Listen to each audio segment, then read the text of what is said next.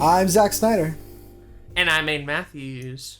And welcome back to another YouTube podcast, the one-stop shop for anything and everything related to YouTube.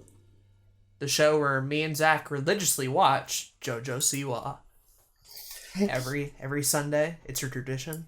We all gather around the fire, turn on the TV, see what good old JoJo has uploaded, and are blessed by how good her content is on the daily. What's up, everybody? JoJo Siwa! That's pretty accurate. Do we have JoJo on the show? Is that you, JoJo? Yeah, that's our next interview, JoJo Siwa.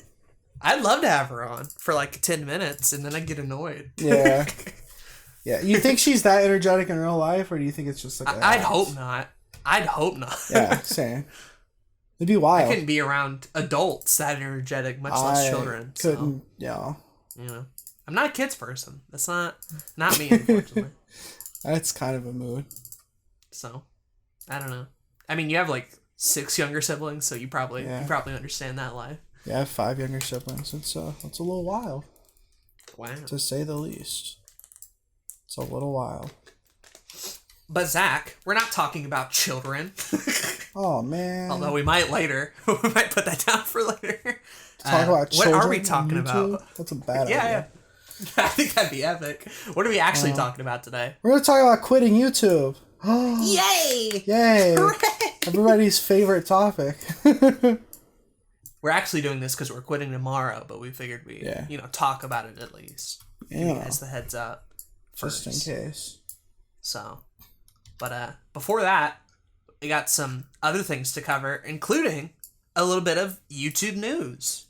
Or rather, Twitch news, as well as our ad that we always have. I wonder who it's going to be. Take a guess. Vote now on your smartphone. And if you guess the correct answer, you guessed the correct answer. Congrats. Oh, yeah. Yeah, for sure. Yeah. For sure. We don't have anything to give away, unfortunately. But no, we got some news. We got sponsors.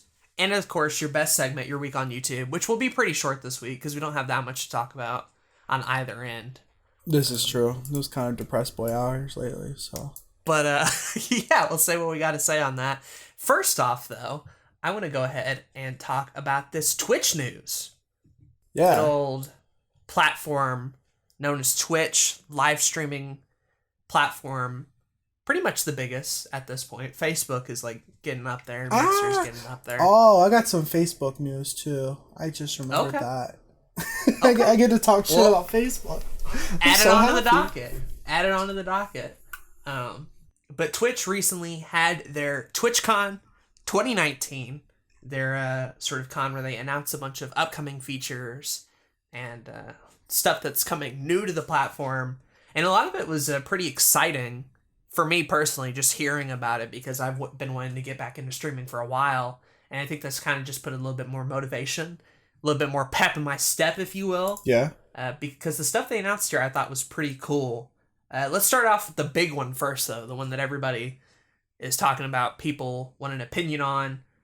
Affiliates are now going to be getting that sweet, sweet ad money. Hey. It used to be partner only, but now it's going to be rolling out to affiliates, which is dope because ads play on affiliate channels. Ads play on every channel on Twitch, but only partners can make money off of that. Similar to how, like, there's some guidelines in order to monetize YouTube ads. There's guidelines to try to monetize Twitch ads. But at least with YouTube, like, if you're not monetized, you don't get any ads, thankfully. Right. Twitch has always been weird with that. And so now affiliates are getting ads, and we've heard 2 sides to this. On the one end, yeah, people like me and you who are happy about it. I feel like this change is going to help grow the platform a little bit more. Mm-hmm, for sure. Make Twitch a little bit more money. Get more people onto Twitch as a whole. And then you have the salty side that I've been hearing from a bunch of people, like, I'm a partner. Why do affiliates get ad money? Really? People are salty about it? Yeah, some people are. Yeah, That's mainly old partners, not new people. That makes sense. Usually. So, like, and I know I didn't do the best job describing that argument. I kind of made it sound a little whiny, but you know what? It's kind of a little whiny. Does I feel like sound it's whiny. justified. So, It's one of those mindsets of like, there's not enough out there for me, so I'm gonna like tear down other people. Yeah, it's stupid. I don't understand it. Ridiculous. But no, I'm happy about it. I'm excited. Really, like if you're that mad, like stream better, right? Like, just stream more. Just do better at your job. Do better at your job, and you will get ad money just as much as affiliates. Like there's enough to go around here. But no, I think that's really exciting. The next biggest change, IMO, is picture-in-picture ads, which for Twitch is a lot more important than it is for YouTube, because sometimes on YouTube you can get it in picture-in-picture mode when an ad's playing. That way you can still like browse whatever you're looking at or whatever. And that's fine, but like the video is stopped when an ad plays, right? So you're not missing video. Exactly. Whereas with live streams, anytime an ad plays, you are missing a substantial chunk of a live stream. Especially if you're new and just starting out, because every time I want to go watch Zach, right, and he puts his link there, I have to click the link and then wait 30 seconds and miss like a good portion of his stream. When now I can just have picture-in-picture mode and still watch the stream at the same time. So I think this is also going to be pretty huge for Twitch, just kind of making these ads a lot less invasive, I think, and a lot more tolerable. Definitely. It's been so frustrating trying to watch a streamer that I really enjoy, and it's like I don't want to miss a minute of this. And you can't just pause it and rewind. You have to just miss it. That sucks. Yeah. So that's going to be implemented relatively soon. The last couple of major ones I'll briefly touch on. iOS, the Twitch app, you're now going to be able to sub to people, which is cool. It looks like it's under a different sort of system, but it's going to be available. Creator Studio, there's going to be a Twitch Studio now. But it's not like the YouTube Studio or the Facebook Studio. This studio is more like to set up your live stream itself, like the layout and everything. Yeah. So that's kind of weird. What do you think about that? I don't know. I think it'll be interesting. I'm curious if it's gonna like take shit from like Streamlabs. That's what it looks like. Yeah, they're gonna have their own built-in feed, chat, and alerts and stuff. And I actually like that because as effective as I've gotten my own stream layout to be, like, if it gets messed up and I have to restart OBS, I have to restart all of that. And that takes, like, a good hour or so to, like, set back up. So, having that there would be cool. I think so. Super annoying. And then the last, like, little one is these, like, points, basically. So, like, now there's going to be a point system in play where if you are an active viewer of a stream, you can redeem points and get things like emotes and stuff simply by watching for long enough. So if like you're a dedicated enough fan, you can gain points to that. Of course, it's all dependent on the streamer who sets it up, right? So how you want to set it up is dependent. But that seems to be one that's a little bit further down the road. I'm sure there are other features that I might have forgot about or missed, but I did cover the big ones at least. And just to summarize, I think all of this is really freaking cool. YouTube a lot of the time is very kind of boring from a news perspective because when they do update stuff, people either get really mad or it's a very minor change. So as a platform, YouTube hasn't been exciting since 2012, in my opinion. At least in terms of innovation and new stuff. Whereas I feel like Twitch and a lot of live streaming platforms, just with how competitive that industry is getting, Twitch and all these other companies are going to have to start making their platforms a lot better. They're even redesigning the dashboard, as you saw, just recently, making it more user-friendly and more convenient and shit. And that's exciting. That's exciting as someone who live streams to understand that the company is still trying to improve and make their platform better and hasn't just sort of sat on their laurels and been like, well, I don't have to do anything. No, you do. And I think that's really cool. It makes Twitch way more exciting than YouTube right now. So I figured I'd bring it up for any of you guys. I completely agree. The back end on Twitch has been significantly improved over the last few months. It's so much easier to get to a lot of things that took like 10 minutes sometimes just to figure out like where the fuck is this? I have no idea. It's significantly easier to stream now, which is great. So that's exciting. I agree. But that's all my Twitch news. What did you have in terms of the beautiful platform known as Facebook? So you remember how I told you I was putting your everyday nerd on Facebook? because one of the positives of Facebook is that organic reach is a lot wider, and so you can get a lot more views on Facebook than you can on YouTube. Mm-hmm. Well, this was all a lie. Oopsie. This was all a fucking lie. So a dude on Twitter by the name of Adam Conover, you would probably know him from the YouTube channel or the YouTube show Adam Ruins Everything from College Humor. It's on TV. Is it? Yeah. Oh, okay. Wow.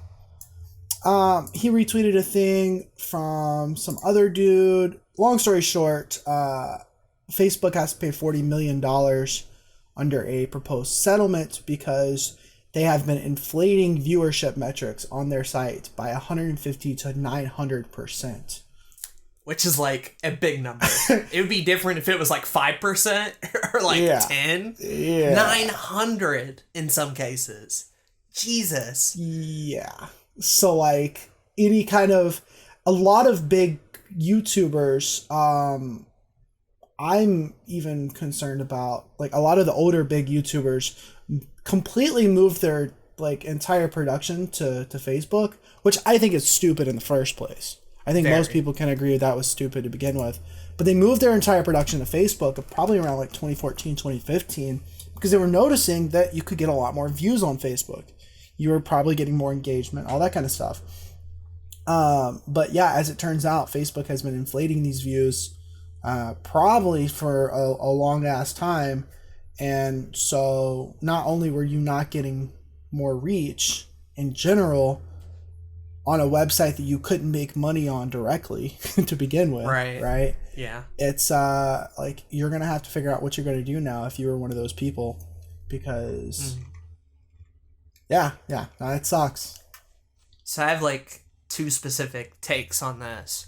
The first one that you had just mentioned earlier, and even a lesson that we preach a lot, don't put your eggs in one basket, because this shit happens all the fucking time, right? Like, don't put everything into Facebook. Yeah. Don't put everything into Twitch. Don't put everything into YouTube.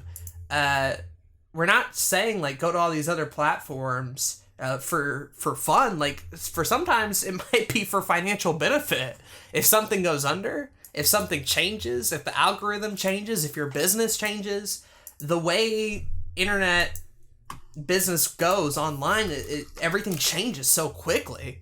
And if you're not adapting, if you're not diversifying, if you're not going on to other platforms, and if you don't have backup plans to this shit, it's not like a brick and mortar business. All of that could go under in one night. Yeah. You know? Yeah, and that's absolutely. just it. Right? And unfortunately, the money and all the resources spent was not online. That was real money and real shit. So, yeah, that sucks. But, like, you shouldn't have done that. My other take specifically is that 40 million just feels like a slap on the wrist. Oh yeah, IMO. Absolutely. Like, we're talking about multi-billion-dollar industry or company. Yeah, YouTube's paying more for this COPA stuff, right? Like, yeah. And Facebook lied for several years about this sort of stuff, ruined multiple people's careers, and are only having to pay 40 million. Not to reimburse those people, right? Like, you know, that 40 million isn't going to College Humor and everybody who got lied to. That 40 million's going somewhere else. Yep. And I think that's just shitty overall, because what it means is, like, that's not a big enough penalty for Facebook to learn their lesson and not try doing something like this again. Or even more, like, shit that they're already doing wrong now. Yeah, because it's not the first thing they've done wrong. But won't admit now, basically, because of this sort of stuff. So, I don't know. I think 40 million's a bit of a slap on the wrist, and I feel like it still encourages Facebook to just keep doing shit like this and call it a business loss, right? Write it off on taxes, I guess, or whatever, and call it a day. I don't know. I feel like that's too light. That's not going to really change anything, unfortunately. I completely agree. I mean, I have been very weary about Facebook for a while now. We've talked shit about it for a while on this podcast now, which is funny. But it's like, I think this was kind of the nail in the coffin for me to just like, like, I was just putting Your Everyday Nerd on here again for the first time over the last couple months, and I'm just going to stop. Like, I don't see the point in it. I haven't cared about the platform in a very long time. If the reach that I thought was there isn't even there, then I don't even see the point in me continuing to do that.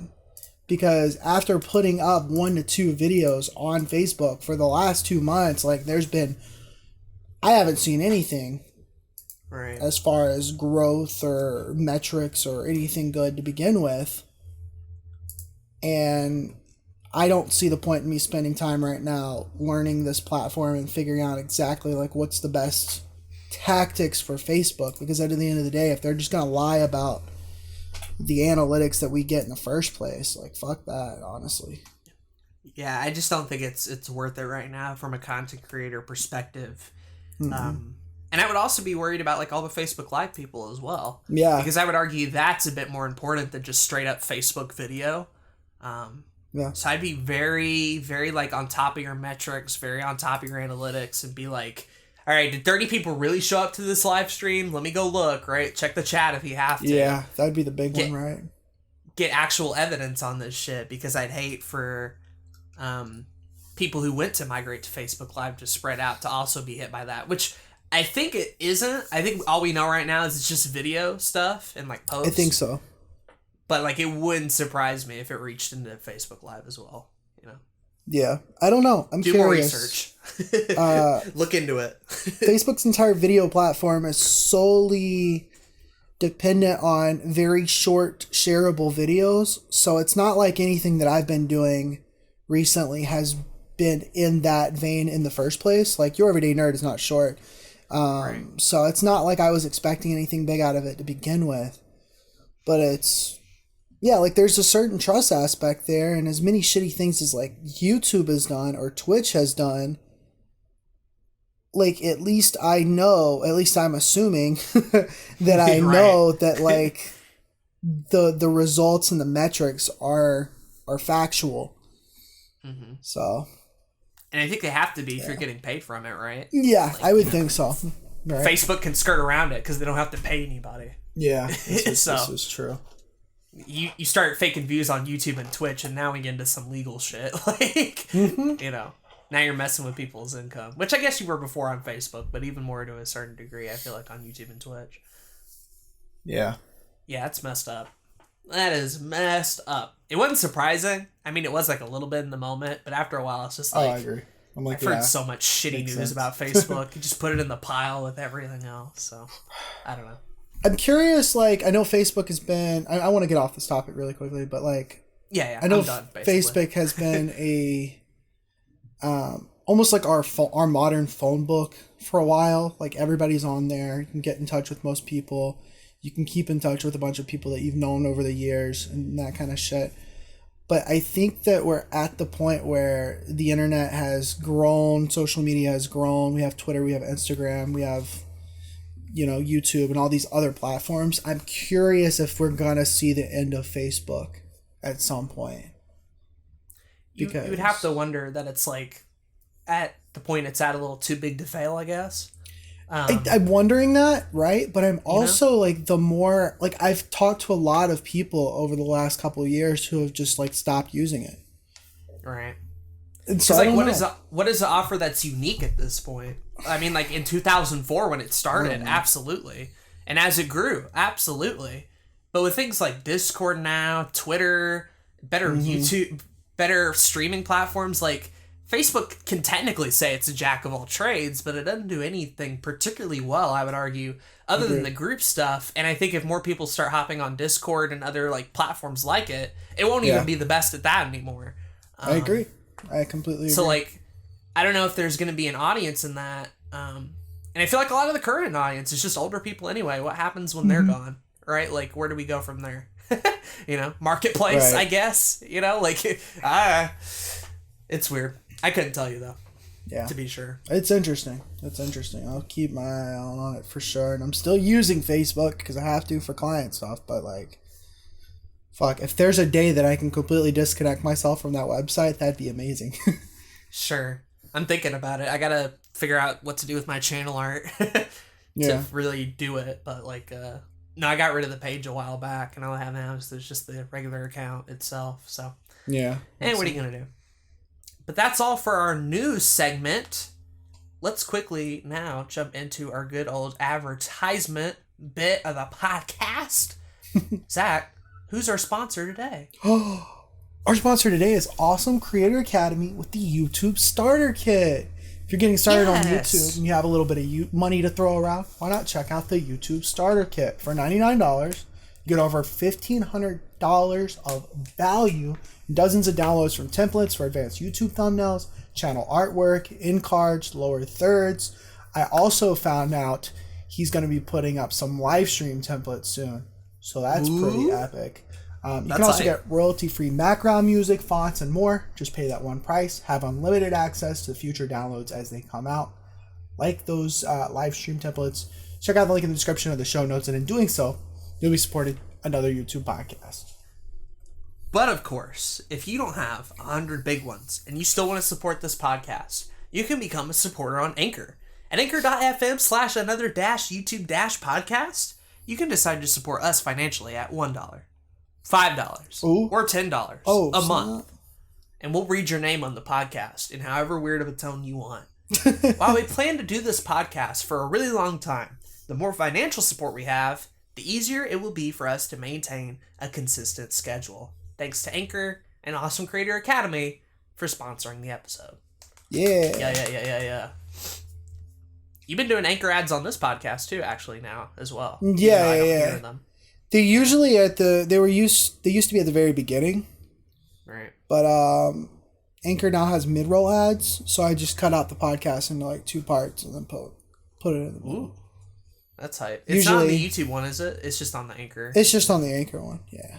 All the other podcasty platforms, I guess. So. Yeah. It's pretty epic. I concur.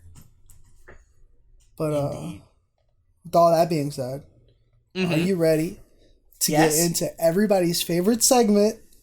Yes. Your Week on YouTube trademark. Wow. You said it right this time. I'm impressed. I did. I tried. You actually did it. Yeah. And I could argue you were more tired in this episode than you were in those other ones. This is very possible. I don't know what it is about this. Again, going to be very short. We don't have a whole lot to talk about. You mind if I go first this one? Because I think you did last time. Okay. So, basically, still at your boy's granddad's house. All that sort of stuff. I'm not going to bore you all with the life details because I have that on my own podcast on Aden on Anchor. New episode this Friday. Hey. If you want more details on that. But I won't talk about it here. As far as actual content creation shit, we got the Aden on Anchor stuff. Lions Honor Gaming missed this week, unfortunately, but should be back at it next week with the regular uploads. Me and Zach recorded a good bit of Fire Red, so that's hype. We did. What was that? You all shall have like an episode by the time this comes out or whatever. So who knows? That should be hype.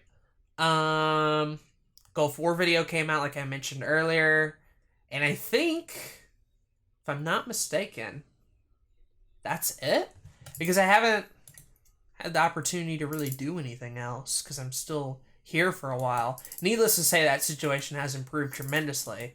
By the late October, early November, we might even be better off. I'm getting the stupid internet situation finally figured out, which is nice. So that'll be epic. But yeah, in terms of actual content, it's been kind of a slow burn, if you will. But even though I'm not doing content, I'm still obviously planning things, writing things down, talking about strategy, talking about what I want to do for the rest of the year, going into 2020. Me and Zach spent a good bit of time on that as well. And just sort of getting ready to hop back into things, I guess, because I'm sort of at the end of this waiting period, I guess, and I kind of want to get back to making stuff. So, yeah, I think that's where I'm at with my week on YouTube. That's pretty epic.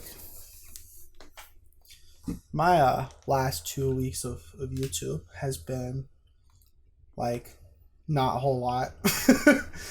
Came off of that really, like, super productive month and a half, and then shit just kind of got crazy again, and my sleep schedule got messed up again, so I'm still like working on that. It's kind of back to normal now, but still figuring out some things, still trying to like, you know, plan for the future, but also keep on top of things now. So I just haven't had a whole lot come out in the last couple of weeks.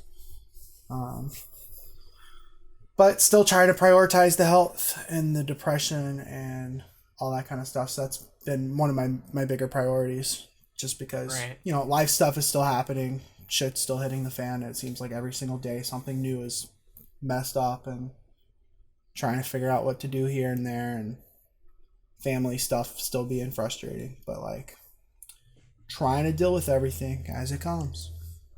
As it hits. You're like Bob the Builder. Yeah. Yeah. Fixing issues, fixing mistakes. Yeah. Pretty much. So yeah, I really don't have a whole lot to talk about. My personal podcast, The Come Ups, still got episodes come out every 2 times a week. So that's been pretty consistent. This podcast has been consistent. Titans in the Trash Pan. Yeah, surprisingly. That's been consistent. That show's been on point. That's been the main things that's been super consistent. But I should have more stuff coming out this weekend and next week. I started a CW TV show review channel, so that's cool. You did.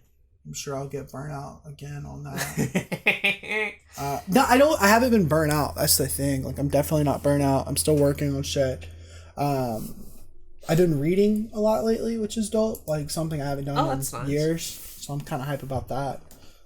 It's just been a lot of my extra time has been going towards other things and figuring out other things. So dope. Yeah.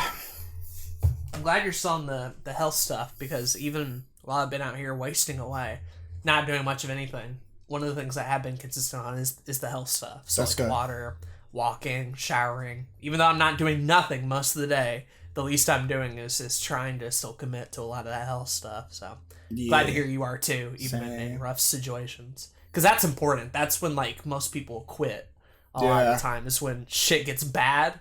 But even though it's bad, you're still working out and drinking water and sleeping and all that sort of fun stuff. So for sure.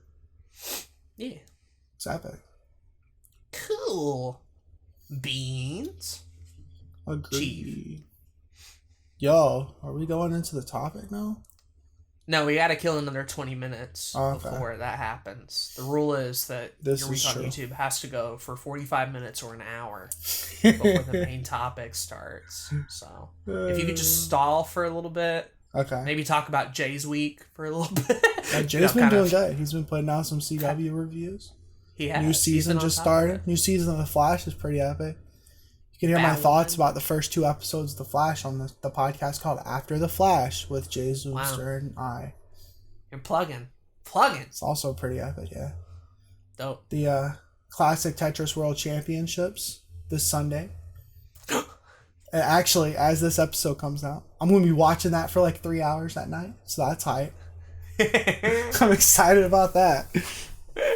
Dope. Cool. Oh, I guess I didn't tell you about this, but I did an Alzheimer's walk dealio. I put it up on Twitter or whatever about a week or 2 ago, I guess, at this point. Oh, I think I saw that. Podcast at all, but yeah. No, it was really cool. It was walking around a mile or 2, and it was really awesome because I'd been walking as I was supposed to, so it didn't fucking kill my legs like it usually does. So that's dope. Yeah, it was hype. Mm-hmm. Yeah, that's really cool. It's just fun to take pictures, do a little walked-in Alzheimer's dealio. And I used to do it all the time as a kid, but it didn't really in the past several years. So getting back out to do it, walking a little bit, getting a shirt out of it, that sort of shit. It was nice. Nice. I want to do a 5K at some point. That'd be one really day. fun. But yeah, no, that's really dope. Awesome. But that'll do it for your week on YouTube. Trademark. Now we got to get into the main topic. Why Zach is quitting YouTube tomorrow? Yeah. So tell us, Zach. What's the deal with YouTube? So I'd say like Jerry though. What's the deal? What's the deal with YouTube? It's another Thursday as we record this, which means I want to quit YouTube. Mm-hmm. It's another day that ends with Y, right? No. Yeah. I don't personally want to quit YouTube, but I was thinking about it. I was like, I joke about it a lot. We joke about it a lot on the podcast. I know that we're not the only ones that joke about it in our friend group, which is probably a problem. But I think a lot of it just comes down to depression and wanting to quit everything, not just YouTube. So right. But no, there's a lot of people that genuinely have the conversation with other people, or they consider like actually quitting YouTube at some point. I thought it'd be interesting if we talked about maybe like sometimes that we personally thought about actually quitting YouTube, and then like what you should do if that is something that you're considering. Okay, that could be fun. It could actually help a few people too. Yeah, Get them out of that potential rut, or maybe even the opposite. Just convince more people to quit. Who knows? right. Well, because the thing about quitting is that it's oftentimes looked at as like a negative. Like, don't be a quitter, Johnny. You gotta be like your father. No, he never quit anything. That's what we say in the Snyder household, like that kind of thing. Right. But I know I've quit some things in the last couple of years, and it's felt great to do that. I know you felt the same. Yeah. Quitting is a healthy practice, and we'll talk about like some of the good reasons to quit and why it might be beneficial depending on your circumstance and situation. It depends, obviously, but we'll talk about that sort of stuff as well. I think I want to start a little bit before we get into me and you. What do you think, I guess, sort of the mindset and the psychology is behind why a lot of people start YouTube for one thing, and then after a period of time want to quit? Like, what do you think has to go into someone's head to be like, all right, it's quitting YouTube time? Like, what do you think are the commonalities, I guess? I think there's two extremes to it. I'd say on one end of the spectrum, there are people that see YouTube as an opportunity to get some instant gratification, right? Get a bunch of views, make a lot of money, get really famous, quit their daytime job, all that kind of stuff. And so when they start YouTube and they realize that that's not the truth, that could happen, but it's not going to happen quickly. It's probably going to take a lot of time, a lot of work, a lot of effort. They realize that maybe this isn't for them, and then they consider quitting, or they do quit. True. I'd say the majority of people who quit YouTube are people who quit within the first month or 2 months of actually doing it, I'd say. Right. No, I think you're entirely right. There's so many people that'll just start and then realize it's not something for... Maybe they do realize it's not something for them. But, yeah, I think that's the most common one. Sure. The other side of the spectrum, though, which I'm also a little interested in, is the type of person that started YouTube maybe when they were younger, or just started YouTube a few years ago, 7, 8, 9, 10 years ago. They've been doing it for so long, and they haven't made as much progress, and they decided they want to quit. And we're really going to start getting into that as YouTube kind of hit its 10-year anniversary. And we're now even past that as well, right? Like, we're like 14 years on. I think so, at this point. And it's like, people who started back in 2006 may not feel the drive to anymore. But there's still a lot of people, even not in that camp, who, as YouTube continues to age and change and adapt and go through all these changes, people who do this for several years kind of get sick of that and think, well, like, why do I have to do this anymore? Or I've tried doing this for so long and I'm not getting anywhere. What's the point to it all? And those type of quitting moments are typically a lot more sad than the other group. That's true. Which thankfully they're not as common, but still can be a real emotional deal to go through, I find, from what I've heard. I think you're right. There's a lot of anomalies here too. I mean, there's the person that's been doing YouTube for 7, 8 years. They got really successful, and then now they realize everything that they grew their channel on isn't something they can continue doing on today's platform, because of demonetization and that kind of stuff. We've definitely seen people some who get bigger canceled. Creators canceled. That's another situation, right? Yeah. Someone who's successful, they make one little mistake, or they make a big mistake, right? And they get canceled. There's other people that just started out as a hobby. Well, there are people that die. That is a reason to quit YouTube. But yeah, there's some people that started as a hobby and they realize they don't like that hobby anymore. There's some people that start it and they are very successful, but they don't want to do what their audience wants anymore. You know, I'm assuming we're going to see a lot of like Fortnite YouTubers quit in the next couple of years if they haven't already, right? Right. I don't know. Fortnite Chapter 2 just came out, so maybe it's a pretty good time maybe not. to get that Fortnite. I thought the same with Minecraft YouTubers, and apparently a lot of them are still around, so who knows? It's hard to... I think that's the point, though. Like, trying to predict the platform and where it's going to go and what's going to be relevant in a few years is so hard to predict a lot of the time. Mm-hmm. Which means that trying to build a stable career off of that instability can lead a lot of people to quit, justifiably so. Especially if it turns into a career and you reach a point where you can no longer financially support yourself. It's one thing if you're doing it as a hobby for fun and if you have the free time. It's another when, like, LOL, you don't have any money anymore and now you have to find a way to support you and your family. Like, you know? Right. It's wild. Exactly. And I think we've talked a lot of positives about YouTube over this podcast. And I still want to bring them here because... Absolutely. There are still so many opportunities on this platform. There's still so many opportunities as an online content creator in 2019, 2020, and beyond that, like, quitting YouTube because of financial instability or something like that, I don't think is the smartest option. Unless you suck at what you're doing, right? Wow. But, like, you know... But no, I don't think that quitting YouTube because of financial instability or because of you're not really seeing how you're going to make a career out of what you're doing is the smart option. I think it comes down to a lot of, here it is again, self-awareness, figuring out why you're on the platform to begin with. Is it because you're looking for opportunities? Okay, well then just keep going. But more often than not, I think that some of the best creators on the platform, whether you're big or small, are going to be there because they enjoy doing it to begin with. Right. You know, back when I did my first YouTube advice video, before this podcast, before I even met you, I think, this was a while back. Oh. And it's like an hour of all the things I learned from YouTube. Oh, that's interesting. And there was a lot of pieces of advice. A lot of it has not held up very well. Especially as I've grown and continued. But believe it or not, I had organized it out, written it all out, everything, so I could get over all what I needed to in a concise amount of time.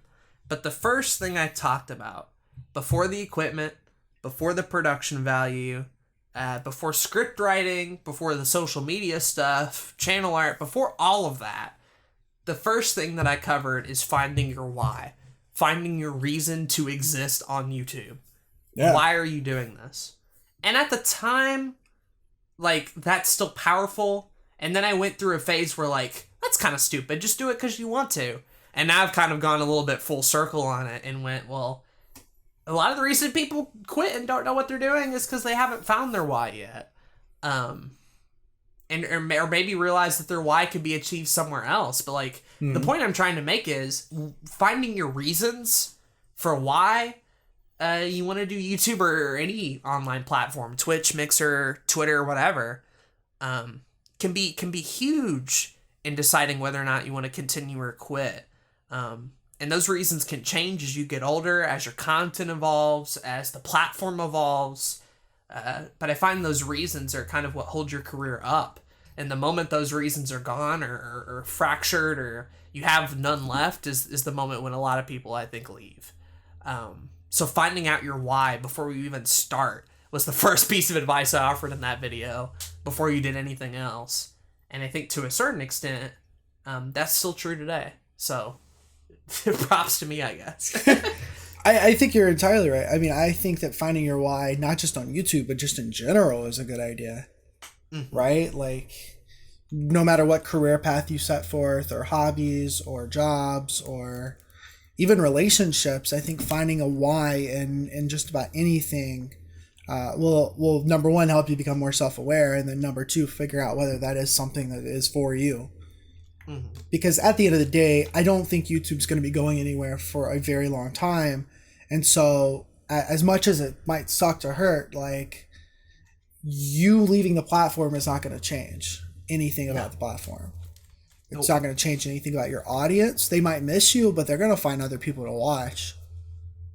And so you really need to be there because you want to be there, not just because you feel like I have to keep doing it, or other people are expecting me to do it, or I'm going to leave and let the platform change and then come back. Like, nobody else is going to care. It really comes down to whether or not you feel like you want or need to be there to begin with. Right. And look, like, for some people, like, their time could be better spent, like, writing. Yeah. Or, you know, on Twitter. Or taking pictures, even. And that's cool, too, honestly. But if it is YouTube, and if it is videos, and if it is content creation on this platform, then I think that'll help you go a long way when you reach year 4 or 5, and it isn't as sexy as it was when you started out, when you were the up and coming. Well, you're now 5 years in, and you're not at the place you'd like to be yet because you're struggling and you're learning and you're picking up new things along the way. Like, when it gets to that point, when you invested in so much time to this thing that it feels almost like pressure and stress and all this sort of stuff, ultimately it's going to be that reason and that why that's going to pull you through that, I feel like, a lot of the time, or at least can help you, at the very least. Yeah. It's I know I've heard a lot of like conversations and interviews around, and to get into a little bit of a deeper topic surrounding this is like suicide and like life and wanting to quit life. Like, I've heard a lot of conversations and thoughts and articles and stuff about that, and a lot of people will say that, like, when they went to therapy and they talked to somebody about things, like, the thing that the therapist helped them figure out is like the people around them that care about them, and the hobbies and the interests that they have, and just helping them figure out like why it is that it's important for them to stick around. Right. And so YouTube is a little bit different, because if you do quit YouTube, like, it's not gonna impact necessarily everybody around you in the way that killing yourself would, right? Like, completely different topic. Obviously. But obviously, there is some, if you're really struggling with the question, if you're asking the question, should I quit YouTube? Then I think that you have some kind of emotional interest, some kind of like emotional investment in YouTube and in making videos, that you may not need to be the person that quits YouTube. That might not be something for you. I think maybe you would probably do better if you just figured out why you were there to start out with, and then, you know, go through the questions and figure out from there. Right. And I think in the same way, someone who's depressed talks to a therapist to figure out their reasons for living. A cool part of this Discord and this community is having the opportunity to talk to people about Zach and Jay, about what the fuck am I doing with my content and why am I making it. Right. Having good friends, having fans even to talk to about this sort of stuff can really kind of give you a little bit of insight that maybe you hadn't seen before. And I think that, again, that's really helpful, because there are points when I feel like I'm lost and I'm running around in circles and I'm not really accomplishing anything and I'm just posting stuff to post stuff. But I get into really good conversations with people that remind me why I'm doing it in the first place, and that can be super impactful. And it's one of the key reasons I advocate for like finding a community, or at least a group of peers, to help you get through a lot of those rougher times in general. And a lot of people like don't have good friends, and that sucks, and that's awful. And I hope you like find people in your life that care about you and all that sort of stuff. Same. I know in my case, I'm lucky to have this group of people here to help me through a lot of those rougher creative questions or out there philosophies, I guess, for why to create content, I guess. I agree. I'm wondering, so let's before we get into like very specific cases of like this type of person, whether they should or shouldn't quit YouTube, let's go through our own experiences. Are there any times where you've ever thought about quitting YouTube? So like, if you were to look back at my whole like YouTube career, right, like most of that stuff in one form or another has been me quitting, right? Like Mr. Mario 952 didn't go anywhere. The Sploder Show didn't go anywhere. The Duper Brothers didn't go anywhere. any Let's Plays I ever did never finished, right? Any projects I had, like voice acting stuff, never went anywhere. Any live streams I did, I never got an audience, right? Like, multiple points, years and years even, of YouTube stuff and online content creation, all that stuff declined, and I eventually, in result, quitted. I quit a lot of that stuff and chose to no longer focus on it. Some of it was my choice. Some of it was other people not wanting to do it anymore. Some of it was the type of content that I was making. But like a lot of that history is just quitting moment after moment after moment after moment, looking for something to build, something to look back at. And I think Blue Couch Productions has been the first in my internet career where I have built something and I'm still doing it for 3 years now. Like, it impresses me that I've been doing this for 3 years now, because every other form of online internet creation and all that sort of stuff barely lasted a year. Some even a couple of months. So the idea that 3 years later I would still be doing Blue Couch Productions, given where it started, what it's gone through, what I've personally as a human being have gone through, right? And to see that even it's still here 3 years later, is wild to me. And that's not to say that I didn't quit along the way. Like we mentioned, we've quit like 1,000 little side projects and tiny things. I've stopped series on my channel, right? I quit multiple little things here and there. But it never got to the point where I thought, I need to quit Blue Couch Productions altogether. I don't think I've ever gotten to the point where I've thought to myself, it would probably be better to quit the whole channel and not produce stuff online. Okay. Yet. I'm still very early in it, though, to say the least. But I've had a good run of things, I'd say, as well. This Discord being one of those good things that has kept me through a lot of those rough patches, like I mentioned earlier. I think obviously, like, it's awesome how long you've stuck with Blue Couch Productions. That being, I guess, you're like the most successful thing you've had so far, which I think is really dope. But I'm curious, like, so you did stop and quit small projects along the way, but when you quit one of those, was it ever a thing where you were like, I'm going to walk away from YouTube entirely? Or was it, I'm just going to go do something different? Was it a pivot, or was it an entire quit before you went back to it? That's what I'm curious about. So a lot on Blue Couch Productions has mainly been those pivots. Right, for sure. A lot on my channel has been, I need to quit this so that the time and resources spent on it can be better used for something else. Right.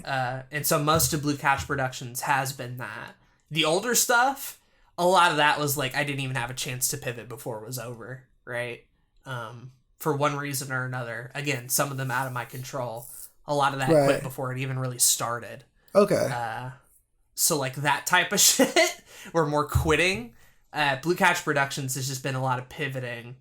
And I don't think I've gotten to the point where I've, again, thought about quitting the whole thing altogether. At least on this current channel. But even with the older stuff, it doesn't seem like you ever had a thought of, like, I'm going to walk away from everything. No, like, it looked like you just, like, even when things were cut short, you, at some point, were like, all right, I'm going to go do this other thing now. Right. So that's good. Yeah. Again, like, I like what I do. I think that's what that comes down to. For sure. Now, have I thought about, like, potentially starting a new channel, right? And, like, knowing what I know now, right? Like, sure. I'll admit that. I'll admit that, like, it would probably make a lot more sense to start on fresh ground, take all the knowledge I gained from Blue Couch Productions and build it into something bigger and better. But that's still not really the definition of quitting you're really getting at. That's again sort of a pivot to a different channel, granted. But to something like that, a dozen of those, right? And even with those earlier projects that I quit, like, they came one after another, meaning that I didn't just have breaks off the internet. Okay. Right? Like, when one of these things stopped, something else came either a month or a couple of months later, I'd say. And, like, again, like, I've had depressive episodes, I've had rough patches for sure. And I've wondered about, like, will this even be a thing in 5 or so years, right? Like, I don't know. For sure. It depends. I think I'm a little too early to say though at the moment. And also, I'm still having a whole lot of fun with Blue Cash Productions, so I think that's where I'm at least. So that's dope. No, it's good. I think for the audience, like just hearing that, you can see that if you really enjoy creating stuff, like even if things quit because it was out of your control, even if you had to like pivot to something different, like you're still gonna enjoy doing it years later. Mm-hmm. And like even you just saying like I'm a little too early right now to really know about the future. Like yeah, absolutely. Even with just 3 years with this channel, even just like what 5-6 years you've been doing it, like just doing content creation in general, like online. Like it's not a lot in the. I was in middle school and high school for some of that time too. Right, like I wasn't even an adult. I didn't even give it my best effort at those stages in life. And I'm just now like turning 22. Like who knows, right? I have no idea. For a lot of that stuff. Now, granted, like I took breaks, right? Like I haven't been as active as I'd want to, but like none of those breaks were ever to the point where like, fuck it, I've took a break for long enough. I can just quit the whole thing altogether, right? Like no one cares. Right. Like every break that I've taken, every hiatus that I've been a part of, I come back, right? And there might be a point where I don't want to come back, but I'm not there yet, I don't think. That's a move. But what about you, Zach? Ooh.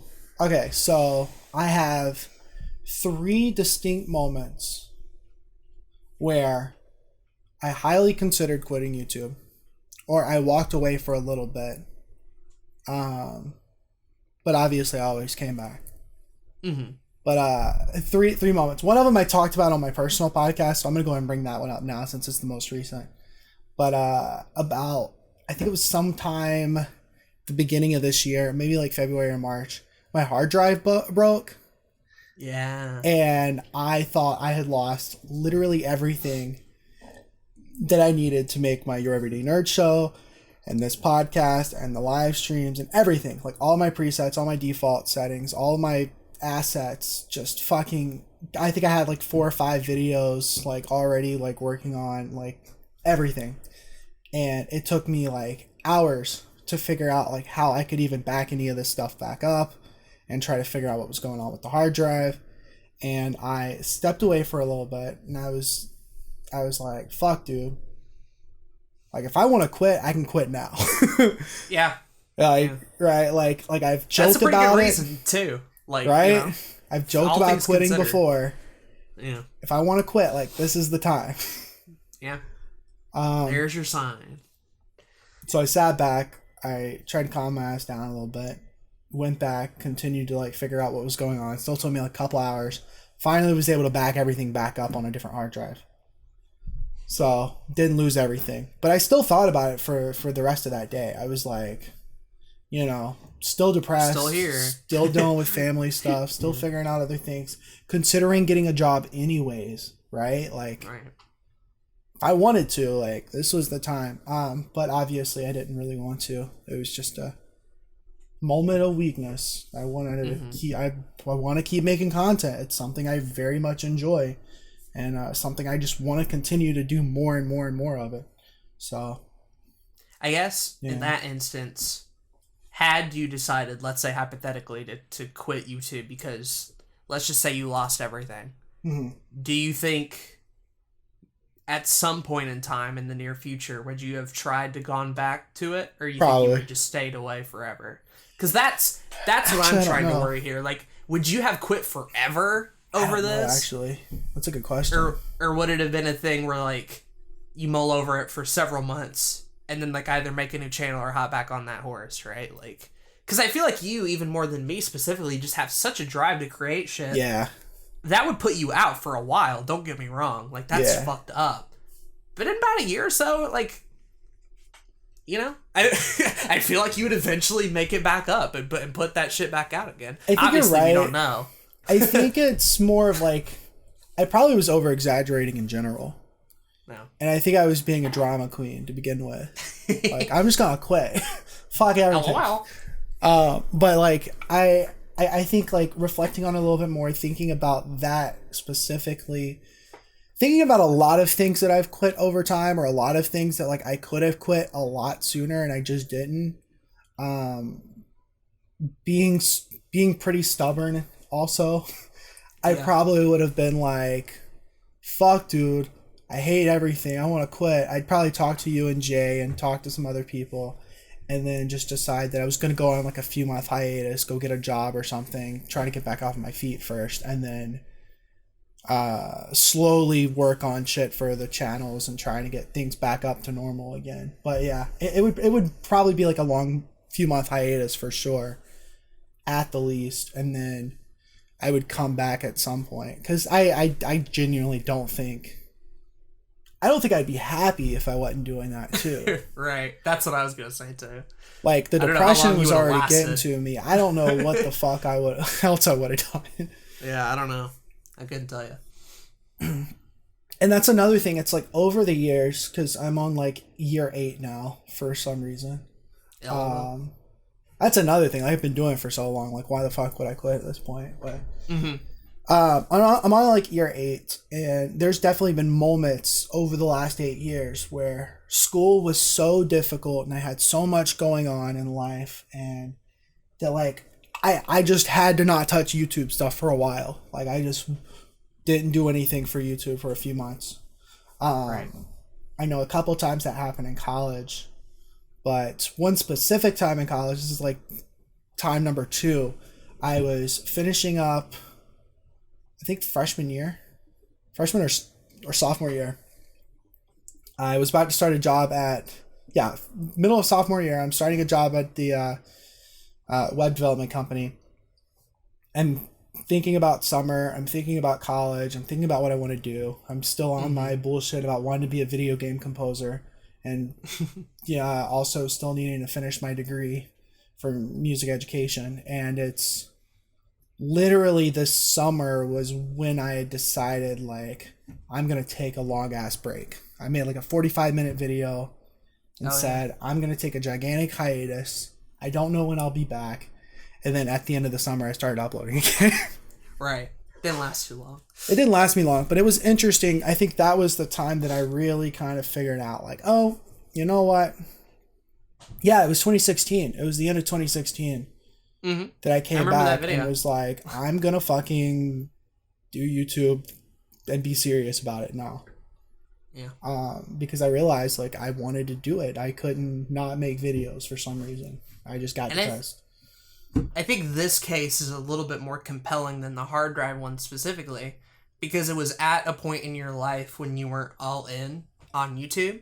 Like, part of the reason I don't buy that you would have quit after the hard drive thing was you were already so invested in making money at this point that the idea that you would have just left altogether doesn't, like, really flow with my, like, conception of 2018 Zach. Like, it wasn't that long ago.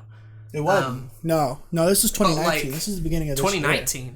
Even, right? So, like, there's no way I could have seen that happening. Whereas this case in particular, you weren't all that serious in YouTube. You did it for, like, fun, right? Right. And, like, college in particular is a big time when a lot of responsibilities on you and you're kind of looking toward the future.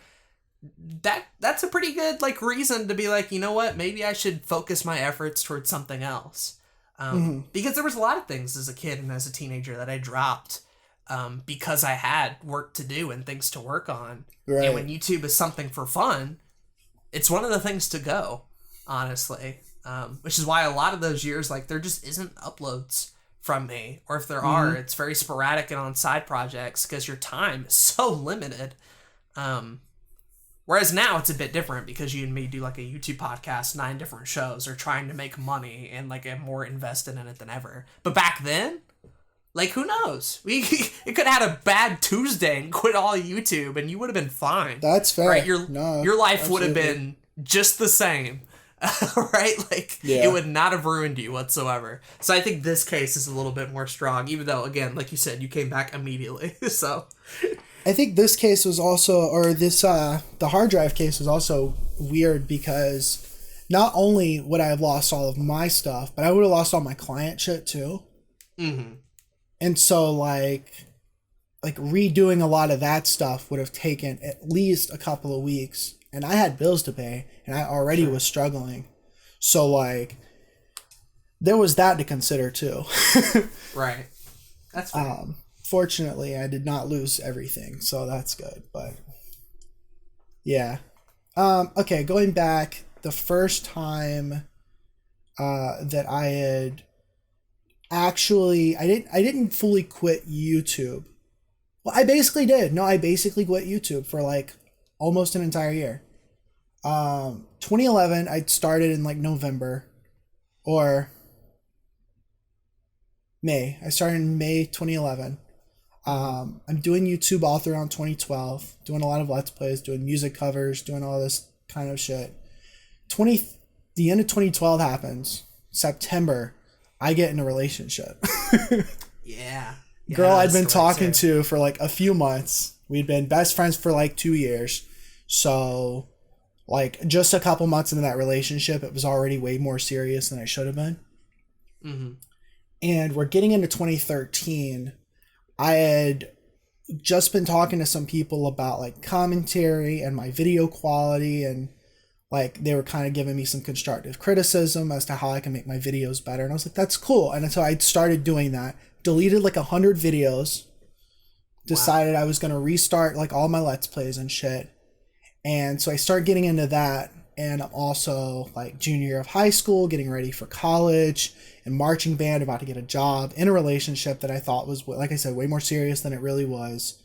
I had actively considered that YouTube was a waste of my time at the time. And I put out an update video and I said I was going to be taking a long hiatus from YouTube. I didn't know when I would be back. But yeah. Wow. And that's another one of those times where like that was super early on. Early, yeah. So this is only like 2 years in. Like I definitely could have quit, but absolutely. I also didn't have internet at the house, so it was just like all these different things. Where it's just like YouTube just wasn't a priority at the time. I was big into music,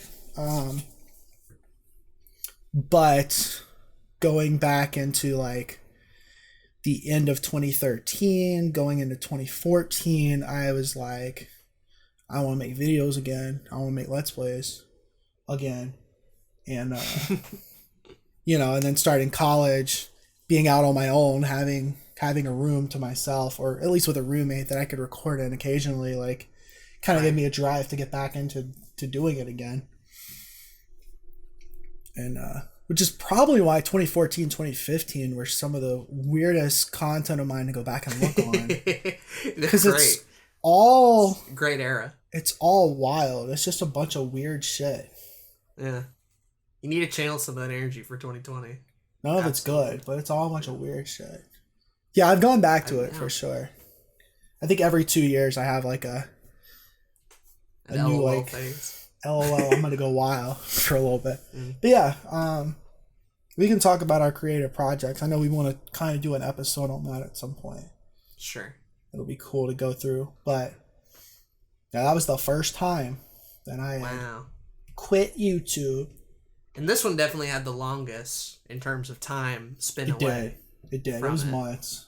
So I think I'd have to say this one's probably the most like potential chance of it actually happening, I'd say, over the other two. And like number 2 was good. Number 3 is kind of low on my thing, but like this first one I think is, because at that point, right, again, taking it back, we're not invested in YouTube. We're not the kind of people we are. And then even with example 2, you had already kind of been in it for a little bit. But I think what really sold the potential chance of this happening was just how early it was. Because if you've only been doing it for a year or two and you quit, like, you didn't waste that much time, all things considered. That's just at the point where you can leave and still feel okay, right? It's when you get into like 3, 4, 5 that you start feeling bad if it's not going anywhere. But you're at like the point of no return where like if you leave, like, again, you'll be fine, right? Like you're totally fine. And I know I said that for point 2, but at least by case 2, you had already kind of been doing it for a bit longer. Right. So I think that's what really sells case 1 for like potentially happening, is you were just so early on that it could have possibly happened. Who knows? That's true. That's true. I think it's the highest percentage. I think it's when I look back on my life and YouTube and a lot of things that I've been involved in, I think what's really cool is that I really, in the grand scheme of things, haven't quit much. Yeah. There's college. Like, I technically quit college, but even then I finished 4 years. I quit some things in college, certain clubs, certain organizations, certain ensembles. But, like, at the end of the day, like, every interest that I've had, I usually go back to in some form or fashion. Right. Even, like, reading. Why, like, there were years where I just didn't read a book for fun, and now I'm reading again. So that's cool. Which is, like, why quit is such a weird word, because we're both still, in the grand scheme of things, so very young that, like, we have the opportunity to pick back all this stuff at whatever point in time. I could quit YouTube tomorrow and still have another 30 years to pick it back up, right? Exactly. And still make the best content in my life, right? Like, I think would be more accurate in our case is we had a lot of off and on sessions. We had a season where we were kind of off, a season where we were kind of on, back and forth. Some cases even a year. Which I think is natural because it's fine, right? With like, most things, there are on and off seasons. YouTube is one of those things where like you're expected to go at it 100% all the time. Yeah. And like we don't actively we're not built for that kind of thing. Even like as humans, even like professional musicians, they write an album for a few months and then they go on tour for a few months. Like they go and switch things up. YouTube, it's hard to do that. So it makes sense that there would be off and on seasons. Right. Which is why like I think it's a little bit dishonest for me to be like, I've been doing YouTube for 3 years. Like, technically the date says that, but did I put all that time in those 3 years to YouTube? Absolutely not. Right? Like, that's entirely fair. Again, there were hiatuses and weeks and shit where nothing happened. I didn't spend all 3 years on YouTube. It's just something I've been doing for 3 years. And I think it's even more true in your case with how many channels and projects. Like, you technically weren't working on YouTube all throughout those 8 years. There were very much on and off seasons through a lot of it.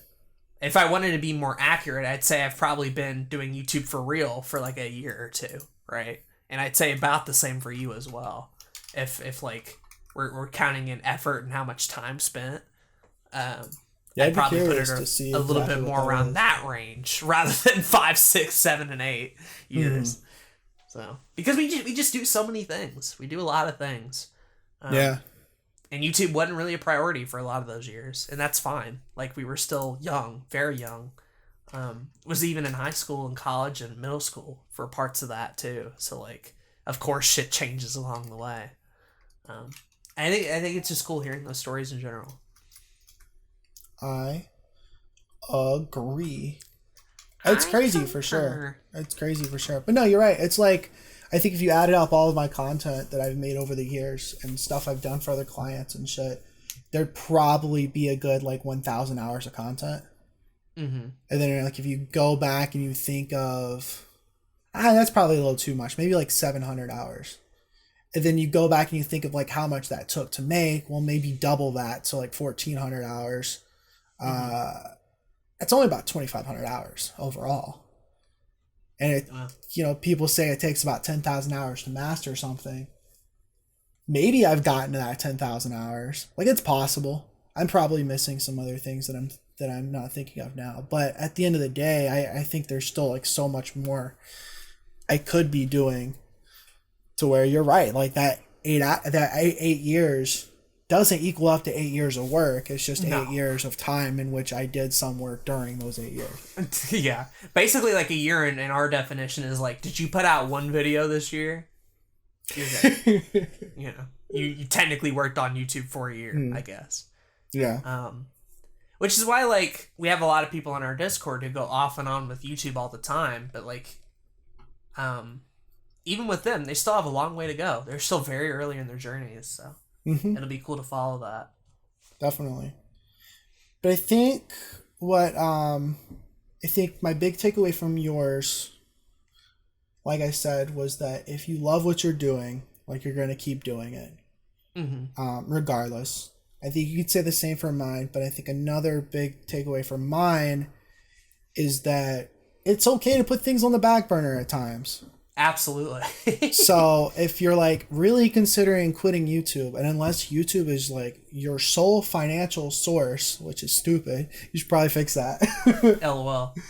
We've talked about that before on the podcast. But like if unless it's your sole financial source of income, if you're really stressing out about YouTube that much, I would say put it on the back burner for a couple months. Come back to it. Because it's not going to, I mean, it might mess with you in the algorithm a little bit, but like, who cares? Who honestly cares? If it's giving you that much stress. I think everybody listening to this podcast and everybody in our Discord is still so very early on that it would not affect any of them. Now, if you're like a 10-year veteran listening to this podcast, one, thank you. Shout us out. Two, you know, that's a little bit of a different circumstance and scenario. And in that case, we probably offer a little bit of different advice. But no, like for most people, taking a break, waiting for things on the back burner, putting things on the back burner, exploring your other creative interests, doing other things with art, right? Like for many people, YouTube is just a season where they make videos and then decide, oh, I like doing music better. And that's cool, right? As long as you're expressing yourself and having fun with it, like who cares where it's at? Or when you do it, right? You still have so much time, I think, just in general. I agree. There's so many other things out there that you can do, especially creative wise, that like people put too much energy into YouTube. I'd argue there are some people in our community who maybe shouldn't be doing YouTube, but should just be writing, or should just be doing music, or you know, that kind of thing. I think there's definitely a place for YouTube in any kind of creative venture, but maybe it's not something you need to do now. Maybe that's something you need to do in the future when you've gotten your other shit built up. Right. And then again, there's some people who are like me, who like doing a lot of different types of projects. And so like it almost makes sense for me to do YouTube along with everything else. But even then, I don't know if that's good advice to give. So I'm figuring that out myself. We'll see. That is a we'll see moment, honestly. As we continue along on this journey, who knows where things are going to go as far as that front is concerned. Yeah. I think just thinking back on all those older projects that I quit was like, a lot of shit was just hard to do, right? That's fair. Like, I didn't have money for a capture card, so I went and spent $50 on a Dazzle, and it worked like shit. And then I'm like, well, fuck this, right? Or I'd get into a group Let's Play channel with a bunch of high school friends, and then they didn't want to do it. And then, like, well, what, you know, I guess I got to go back to doing my own thing.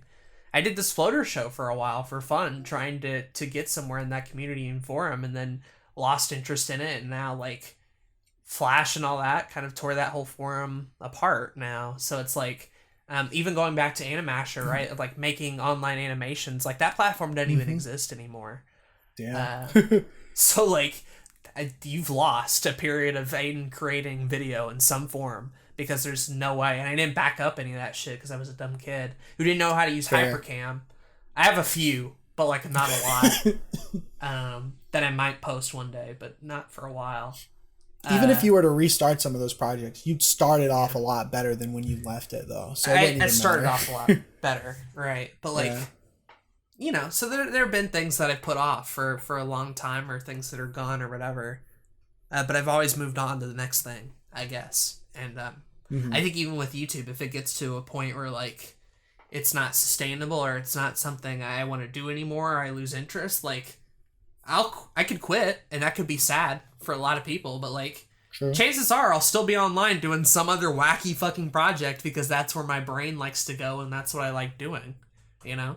Like if I didn't have to do YouTube, I might just go all in on voice acting. I might make machinima. Like I would make like fucking shows with like game engines or whatever. Like I'd get weird. I'd focus more on music. I'd do all sorts of stuff. Like there's so many avenues and possibilities that like if I quit YouTube, so what? Like, I'll be doing a billion other things here and there. But I think that's just how I'm wired. I want to make things. I want to create things. And whether it's on YouTube, ultimately, at the end of the day, doesn't matter. Like, I can quit it and still move on and still be fine. I agree. I'd say the same for myself. It's just like, there is a certain aspect to video that you can't recreate in other forms of content that we do. Sure. And so like I would miss that aspect a lot, but I could definitely like just go all in on podcasts or live streaming, or I don't know if I'd want to go all in on live streaming actually, but I could do podcasts, I could do writing, I could do music. I could definitely do music, right? So no, you're right. I think that if it's a topic where you're thinking, I want to quit YouTube, but you have other creative projects, like really do consider maybe that is a possibility. Mm-hmm. You know, maybe what you do isn't. It just comes down to whether you enjoy it, because like even with what you were saying with your old projects, like a lot of what you quit was either because somebody else didn't enjoy doing it anymore and you were in a group project with them, or you lost interest in something. Yeah. And I mean, that's definitely happened with me over the years. Like I lost interest in Let's Plays for a little while. And there's aspects of Let's Plays that I've still lost interest in. But there's definitely other projects that I just stopped doing it because either I lost interest in it or there wasn't enough time. That's the other big one, is not having enough time. So much time dedicated to this stuff. I guess you have a lot of ideas. It kind of exactly. I guess because we had mentioned this at the start. Like there are good reasons for quitting. Yeah. And I think we've established at this point that when we say quit, we just really mean pivot at this point. Yeah. Because I imagine the people that love doing YouTube are at least in some form creative and will continue to be creative regardless of whether or not it's on YouTube. Agreed. So with all that being said, what do you think are some good reasons, or when do you think it'd be time to do so, I guess? What are the signs, I guess, that maybe YouTube isn't something I should be doing and all that sort of stuff? Right. I think first off, I would have a long conversation with yourself and with the people around you and figure out like whether or not it is truly something you enjoy doing, what you enjoy about it, what you don't enjoy about it, because we don't enjoy everything about YouTube. There's aspects of it that's frustrating. We've talked about them before. We have talked about it before. So figure that out first and then decide like, okay, do I want to take a break then? Is a break possible? And then if you take that break and you realize that you don't want to come back to it, then maybe that's a viable reason to not come back to it, right? Yeah. Like if you absolutely don't want to do it. And it don't come back, like let it go. Let it go. That's fine. But also I would say, I know that certain people have life situations, whether it be financial or family or, you know, relationships or health or whatever it may be. And if it's YouTube that is actively destroying your health and your relationships and your family and your finances, then that is a time where you need to consider not being so serious about it, consider taking a break, or maybe it is super practical for you to consider quitting it. It might be. Right. Unfortunately, a lot of this comes down to self-awareness. Yeah. And I think like it's hard for me to talk about those life circumstance stuff because like, again, me and Zach are very young. We don't have, in the grand scheme of things, a whole lot of responsibilities. Compared to people like Calfro, right, who like is a parent, you know, obviously that shit comes first before all that. Right.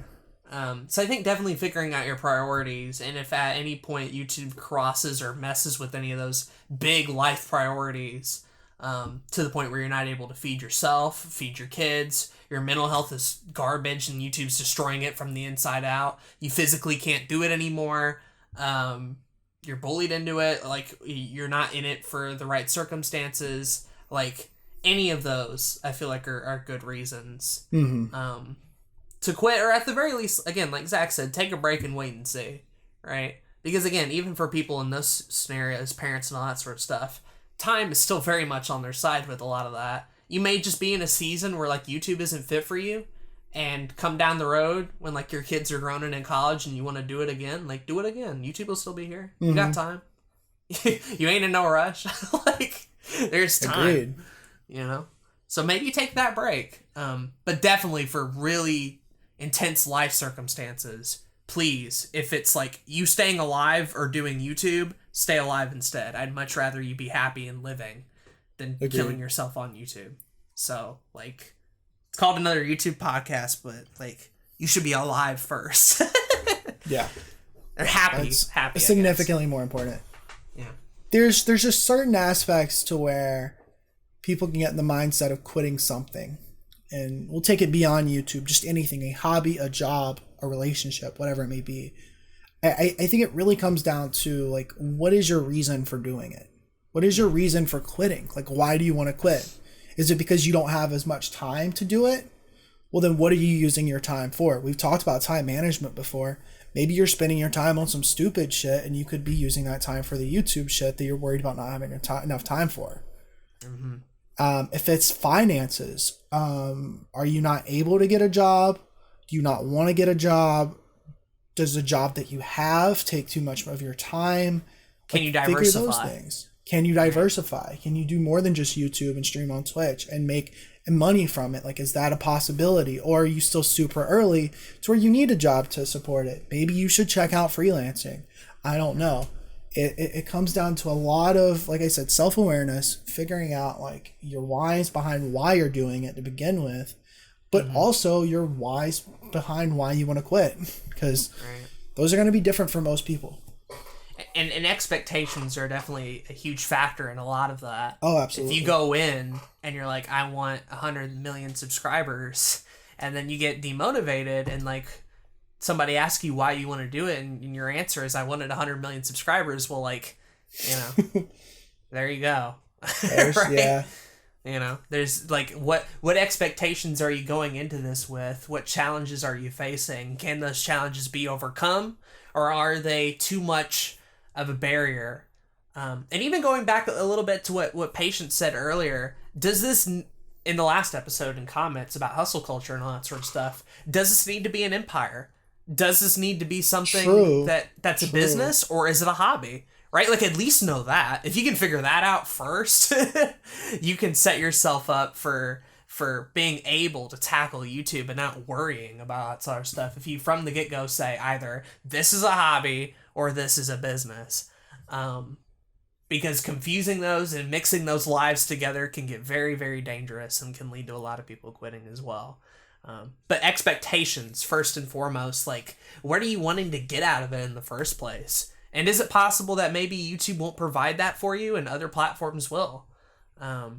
Again, you have to find that out for yourself, and you have to be able to look around. But I hope that, like, the reason you're quitting isn't it's too hard or it takes too much time. Right. I would hope that the reasons that you provide are strong enough on their own that, like, you know, we don't need to be there for it, basically. Agreed. Yeah. Agreed. I feel like we can give a lot of the basic feedback for here, but a lot of it's going to come down to, like, your very specific reasons. The expectations one, man, because, like, if you're coming into YouTube starting out as a hobby but expecting it to be a business, well, then you're fucked. I don't even think that it's you're fucked. It's that you just need to be working harder at it. It's like quitting it isn't going to fix your expectations. Like, by quitting YouTube, you're not going to get 1 million subscribers. Sure. But if you work harder, you might. So, you know, maybe quitting isn't your answer. Maybe working harder at it is your answer. Or lowering those expectations. Being like, you know what, fuck it. I enjoy doing this. I'm not going to get 1 million subscribers. I guess I'm going to work less on it and just do it when I want to.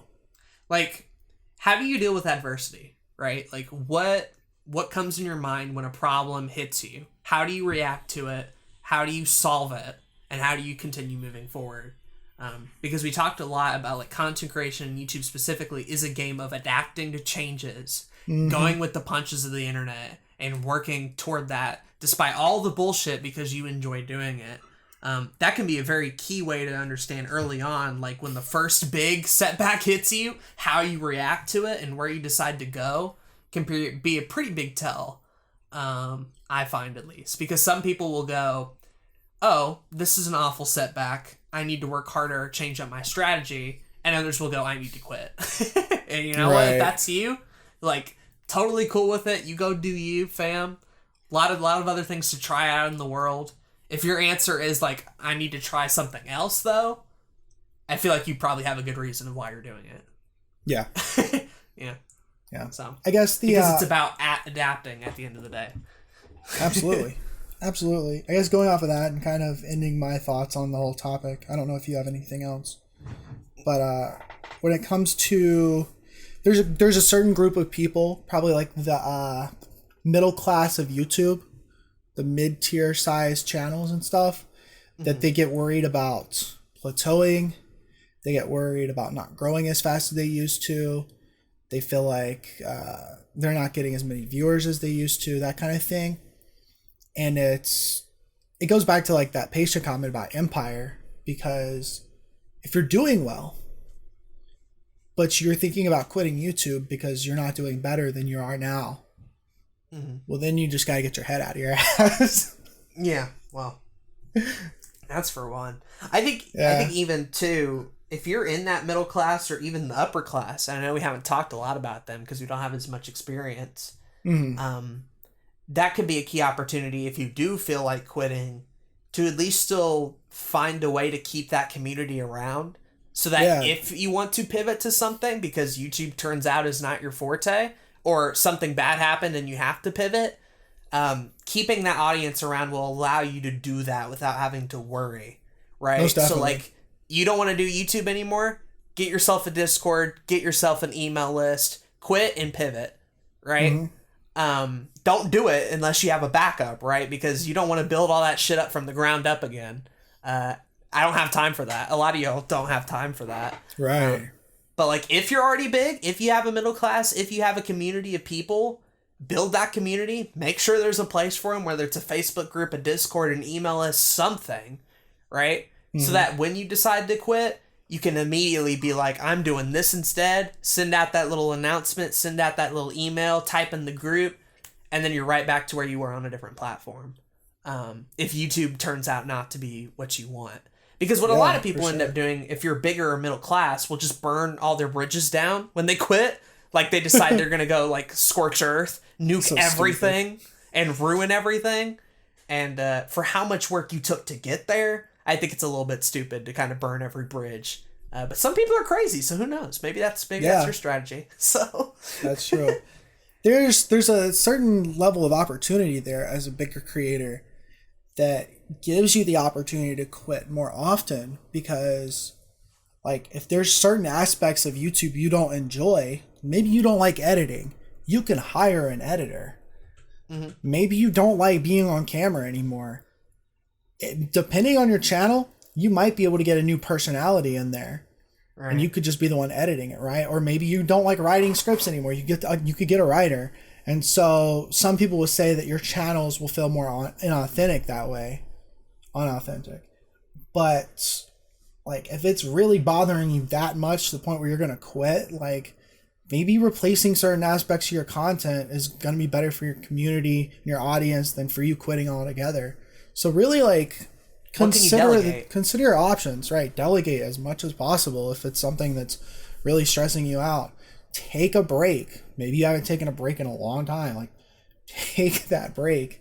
And like Aden said, if you want to pivot, you want to do something differently, like, what's so awesome about doing video content on YouTube is that it does open up a lot of doors for other aspects of the entertainment industry.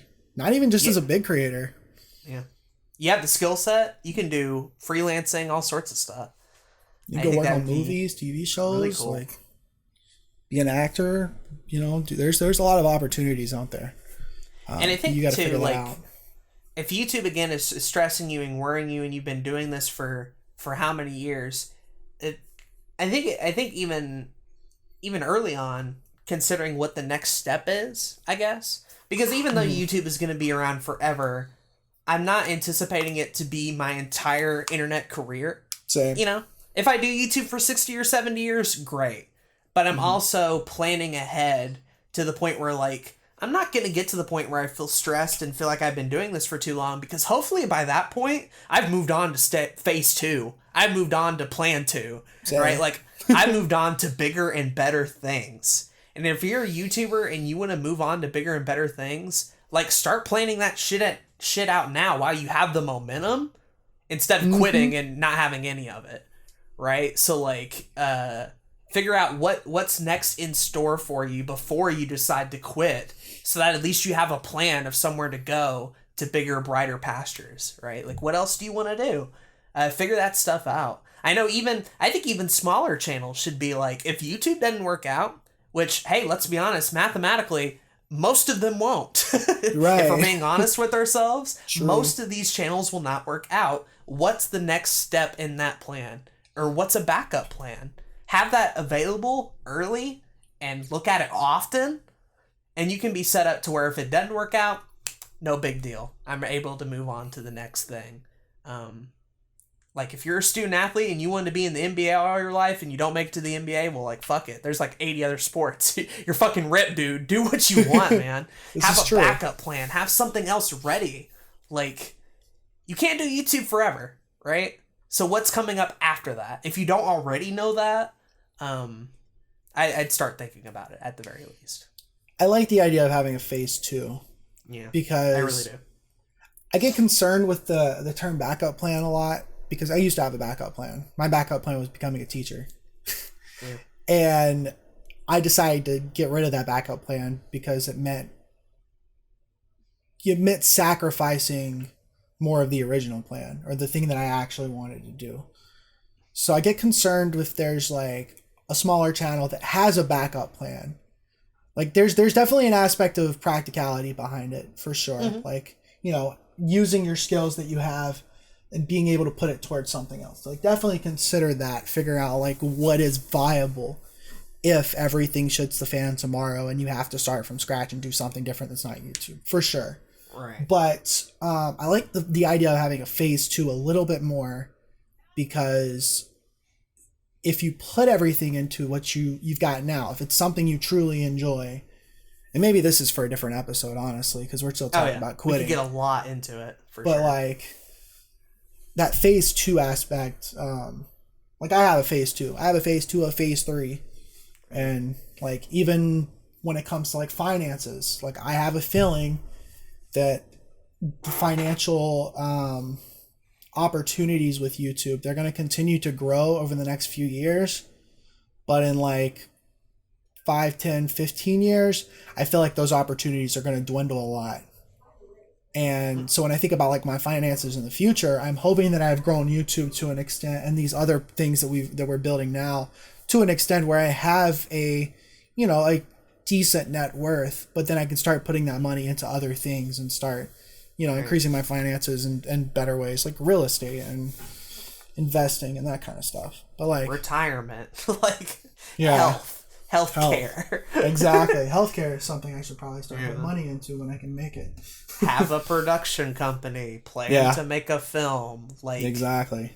Again, we are so young. We have so much time on this earth that like the idea that we're going to spend all of it making 10-minute YouTube videos is like a little bit absurd. And I feel like for people who've gotten really successful and who hate it and who want something else to do, having somewhat of a phase 2 in mind, step 2, what's next, can keep your mind active and continuing to do the mundane shit that you have to do now. Because like down the road there's a brighter tunnel at the end of it. But like I'm gonna be honest, we're still very early in YouTube where people did YouTube for fun, luck happened, and now a lot of these people are in a scenario where they didn't even think they'd be making money at this. That's and now true. You're telling me they have to think beyond that, like where it's a little bit different for our generation, I find, because like YouTube's established now, it's been a thing, we've seen what other YouTubers have done and how they've transitioned. We at least have that benefit of the doubt. And we've seen what's happened. Now it's just our turn to implement it, I feel. No, you're right. Yeah, because a lot of the bigger, older YouTubers, they, like you said, it was kind of luck-based. And you watch their like 1,000 subscriber, 100,000, million subscriber videos, and they're like crying and amazed and like so grateful because they never thought anything like that would be possible. Yeah. And I'm thinking about like my future on this platform, and if I grow the way that I would like to, and if I continue to work hard to get there, like I'm definitely going to have a lot of the same like grateful mentality. I'm still very appreciative of everything that I've gotten now from this platform. But also I feel like I've put a lot of like the practicality and the work ethic behind it, and I've been doing it for so long to where like I do have some expectations of where I'd like to be at some point. Mm-hmm. To where I've hopefully been putting the work ethic behind it to make those expectations more practical, more of a reality. I don't think I'm gonna say I never thought I would be here, right? Absolutely. Because I'm hoping that I had been working hard enough to get there in the first place. But yeah. I think we're still very much in the progress, in the journey, in the building phase. Absolutely. You have a whole podcast called The Come Up for a Reason, right? Like, yeah. That is the state of the career that we are at now. We are these small YouTubers doing a small YouTube podcast in the greater scheme of things that ultimately won't amount to much. But like, even still, even with where we're at now, kind of taking it back to that whole like PewDiePie Jacksepticeye story, right? Right. Like, let's say PewDiePie shouts you out one day. Let's say he shouts you out and you have this big audience. You suddenly have success. You've been working all your life for this success. What do you do with it? And I feel like a lot of people don't know that answer. That's true. Jack did. He doubled down on what he was good at and really kicked that into high gear. And that's ultimately what made him succeed. Not the shout out, but what he did with that success. I think I would ask all of you, if you're a small YouTuber, a content creator, an artist, somebody who wants to turn their art into something or make it into something, when your definition of success arrives, what are you going to do with it? Yeah, it's a good question. What are you going to do with it? I'm not even sure. What am I going to do with it? I don't know. What if Blue Couch Productions got big tomorrow? I don't know. But I feel like it's at least worth having those thoughts and discussions now instead of 10 years down the road when you've like put so much time into this and you're like, well, fuck, I can't leave now. I don't know what to do. Exactly. Fuck. Exactly. Yeah. I've thought about that a lot, and I feel like I know what I would do if it happened tomorrow. But I can absolutely tell you if like the same year that Jacksepticeye got his shout out, if I had gotten a shout out for doing my Let's Plays at that time, I would have crashed and burned. There's no way. I would have crashed and burned, and who knows where the fuck I'd be right now. I think if any of our projects that we are doing currently were to suddenly be popping off, I don't think any of them would have a month to stand on their own, you know? And God forbid it's like a collab one. Right? Like, what do we do then? It depends on what it is. It depends on what it is. What do we do then? I'm confident in some of my projects. Okay. But you got a point though. Like, right? There are certain aspects of it for sure. It's like, if it was Your Everyday Nerd, like I would just be putting everything else on hiatus and going full in on that. Sure. Like that's a bit easier comparatively.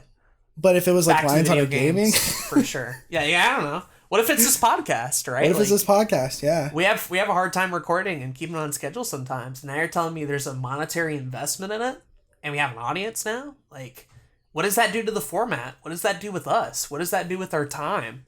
You know, success means a lot of things. Sometimes even leading to more sacrifice than you originally intended. This is true. This is very true. But again, we are not there yet. Absolutely not. But I like the idea of at least looking somewhat ahead. Just a little bit. Just a small 5% to be like, all right, let's say it does happen. Where do I go from there? Because I feel like that if you don't have at least some form of that, burnout and quitting are very inevitable, which is what we're talking about here. Yeah. It's why it's important to have a journey. It's why the journey is more important than the destination. Like, still loving it. Still loving where we're at now, to be fair. I will say that right up. I love where we're at right now. Same. I am fine. Same. Yeah. I want to grow and I want it to happen, but I want to be there when it happens, right? Like, I want to be the reason that it grew, not because I got a shout out or something. Mm-hmm. So yeah, crazy shit though. Yeah, we talked about it a lot. This was interesting. I didn't think it would go quite this direction, but I'm really glad it did. Me too. Dope. So I got one more question, then we can get in the comments. Okay. After today's topic, are you quitting YouTube? Yes, let's do it. Yes. Yes. No. I'm still on board. I'm in one of those hiatus periods, but as soon as I have the internet and the means to do it, I'll be right back on it again to hop back on that horse. So heck yeah. now I'm excited as always. YouTube, we were talking about it yesterday, but I'm quitting YouTube in December. Got it. Made a decision. No, I'm taking the entire December off from uploading. Wow. I made the full decision. Like, that's gonna happen. He said it publicly, guys. He actually means it. It's kind of hype, actually. It's out in the open. But I'll still be working. I'll be working a lot on shit during December. Oh, absolutely. I just won't be uploading anything, which is hype. Just not uploading. Cool. Yeah. Well, I believe, with all that being said, it is time to get into comments. I know we have one for sure. We've got 2 from the Calfro interview. Okay, cool. And we have 1 from the Getting Ready for 2020. Dope. You're going to have to put them here so I don't have to open up a page and kill my internet. Wow. Okay, I'll give you the patient comment from the 2020 episode. Okay. It's the longest one. The other 2 are pretty short, so I'll go ahead and read those. So Calfro says, I don't know who this Calfro guy is, but holy hell does he sound suave. He sure does sound like your biggest friend. Also unrelated, but anyone with a flower profile image should bring it. Bring it is in all caps. I love the heat. The sass. And Leah / patient with the flower profile image says, you know what? This is bullshit. I will not be gaslighted by a stupid cow with an afro. I'm just going to have to kick his ass on Smash again to put him in his place. It's official. Me and Aden are now antidepressant buddies. Yay! That's hype. Good for you. I'm excited. I agree. That's dope. We got a little feud going on, which is pretty funny. Yeah, I like the beef. It gets us more watch time in the end. They'll have to keep commenting on each episode, so I'm okay with this. I enjoyed the Calfro interview. I'm glad you guys did too. It was really good. Yeah, same. I wish my audio quality was a bit better and Discord wasn't as shitty. But hey, you do what you gotta do. Epic. Can you check the email while I read this one? Yeah, I can go and check the email. Give me 1 second. Another ytpodcast@gmail.com. Yeah. That shit. Hit us up with them comments, questions, suggestions, all that good stuff. Any of that shit. Anyway, so this is off of what episode specifically? Getting ready for YouTube, the last one, 45. Okay, so getting ready for 2020. Patient writes, Aden.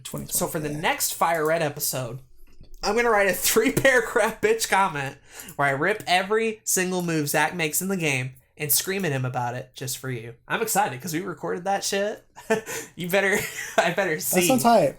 I better see, because there's a lot to choose from. I'll just say that. There's a lot. I'm not spoiling the next couple episodes, but there's a lot to choose from specifically. Jeez. She goes on to say, touching on the monetization, if I really wanted to make my channel eligible for monetization, I probably could, especially with the types of videos I'd make. The only issue would probably be watch time. But if either of you need watch time, hit me up. I got a lot of free time, LeMayo. Well, when season 1 of Back to the Video Games is over, there's going to be one video. Back to the Video Games, season 1, parentheses. It's going to be like a couple hours long. You can just sit back, relax, and watch that whole video. And the watch time will come rolling in. But for this podcast, that one's pretty easy. You just get the playlist of all the episodes, leave them playing, and you're done. You ain't even gotta watch them. You can just have them in the background, listening, getting value. So, hey, what are you gonna do? Value. She goes on saying, I'm super excited to see how you two do in 2020. Seeing streams come back on Aden's part will be great, even if my internet struggles to keep up. I'm looking forward to see what wild and ass shit Zach comes up with. Me too, in general. Woo, indeed. As for my future, most of it is going to be spent fixing my mental health, accepting myself, and hopefully being happy and gradually ease myself back into creating again. I want to start a blog of some variety where I can just talk about things I really enjoy or really fucking hate. I want to casually keep creating Smash videos. I want to get back hard into photography. But my day-to-day life is such a struggle with my current mental health state that doing all of these things will take time, and I've accepted that. I want to be able to go through a day without having terrible thoughts or being exhausted after socializing / doing anything physical. That's what I want at the end of 2019 and the whole of 2020. I know it's probably going to take longer than that, especially with the problems I have, but it'll definitely improve in that time. It's been really holding me back. I started doing Inktober through photography, but my mental health crashed bad, and it's been a struggle to even get outside at times, let alone set up and shoot. This was a good podcast episode until Zach started gaslighting me about me talking about my favorite games, SMH, ruined the whole 4-hour podcast. It's over. It's ruined. Damn. Daniel. Indeed. Anyway, good on you, though. No, that's Mental great. health is that's like a great goal for any year, you know? Yeah. That's hype. I hope myself, too. Absolutely. Put that on my list. If you can't, if you're not working on your mental health and you can't have like a good day, then you're not going to be able to really work on anything else pretty well. So I understand. That's epic. If the health challenge has taught me anything, it's how inadequate I am at living. Same. If I had a report card from my health, it'd be a D-. But now we're bringing it up. We're bringing it up to like a C+. I'm impressed. You know, we're That's doing good. Shit. Yeah. That's good. I feel the same. Yeah. I was on a failing grade. Yeah. They were about to flunk me, but yeah. You know those report cards where like the teacher could write in comments or whatever. Yeah. Be like, Zach has a lot of potential with his health. Unfortunately, he's not putting in the full amount of effort required to pass the class. Oh yeah, for sure. Life is all about potential that I have just completely wasted until recently. Even then, I'm still fucking up. So teachers always had a weird way about like complimenting you, but also being like, you need to try harder. You've done nothing in this class. I would always get Zach was a joy to have in class. Aw, that's so sweet. That's hype. Until high school, the end of high school happened, where it was like, Zach has a lot of potential, but sometimes I feel like he's not getting enough sleep. Really? Like, You're that sounds telling me? alright. You're telling me? Yeah. Oh, damn. But thank you for the comment, Patient. It was really nice reading it. Thanks for all the comments. Any more, we will get back to them. And as well for future episodes as well. We're not a week ahead anymore. So the comments should actually be quicker to read, hypothetically. But you can also check out our email, anotherytpodcast@gmail.com. Thoughts, suggestions, questions. And if you want to be interviewed, hit us up on that. That's true. That's we true. Will do that. We're going to be... I think we might try to do some interviews in December, since we're not going to be uploading in December. Yeah. That'd I guess you cool signed me on to that, didn't you? By you saying you're not uploading anything in December, now I have to not for the podcast. For the podcast, at least. Yeah. Well, because I'm going to be the one that uploads anyway, so... Sure. I guess so. I don't have enough control in the situation. Nope. I don't have enough power dynamic in here. Time to quit the podcast. LOL. Nah, so just, I guess in that regards, our last episode for 2019 will be out at the end of November. Yeah. We'll probably do our 2019 year in review. Either probably at the beginning of January, I guess. That would probably be the best way to do that. Yeah. We have a lot of topics too to cover for the rest of the year and going into 2020, but as always, still send in shit because that would be helpful. Yes, absolutely. For sure. And thank you to our sponsor, Awesome Creator Academy and Anchor as well. You guys are pretty epic. They are pretty epic. Check those out in the show notes. As a whole. Or the description. Mm-hmm. It's epic. But yeah, I think we're good. You know what? I just realized. Yeah. You have not mentioned your magnum opus, I'm Quitting YouTube, this entire podcast. Oh. Yeah. Fuck. Yeah. Yeah, there's a song called "I'm Quitting YouTube." If you want, you a listen to it version, on Spotify. If you want the short version of this podcast, go to Spotify. Check that song out, and it's basically the same thing. And if you relate to it, then you probably should quit YouTube. Yeah. Yeah. That song's funny though. It's a bop. Yeah, it's all about this dude with really high expectations. He's not getting enough subs. Nobody is watching any of his shit, so he's gonna quit YouTube. I agree. So, yeah. Pop punk banger. Anyways, I agree. I've been Zach. And I've been Aden. And thank you for listening to this episode of Another YouTube Podcast. I'm quitting YouTube. I'm quitting YouTube.